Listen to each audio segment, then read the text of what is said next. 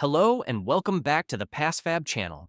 In this video, I am going to show you how to fix this incredibly frustrating error.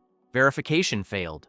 You might be seeing messages saying your Apple ID or password is incorrect, or that there was an error connecting to the server.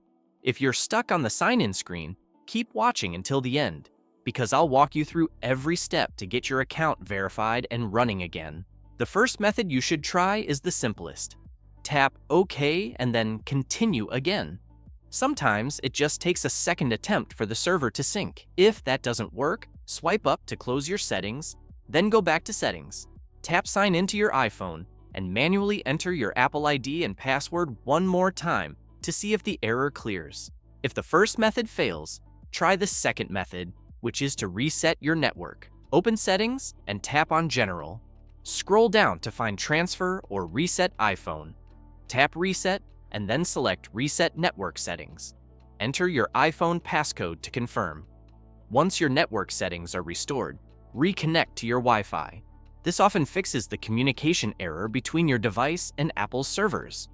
Also, make sure you are connected to a smooth and stable network. If you're on a public or weak connection, try switching to a different Wi-Fi network or use your cellular data to see if the verification goes through. Third method is to check if there is a software update available. Apple frequently releases patches for sign-in bugs. Go to Settings, then General, then Software Update. If you see that iOS 26.2 or the latest version is available, tap Download and install. Updating your system can resolve underlying authentication issues. If the issue persists, try Method 4. Force restart your iPhone. Sometimes a minor system glitch is the culprit. To fix this, perform a force restart. Once your iPhone reboots, try signing in again. If all else fails, the fifth and most universally effective solution is to use a professional tool like PassFab iPhone Unlock. First, download and install the software on your computer, launch the program, and select the Remove Apple ID tab.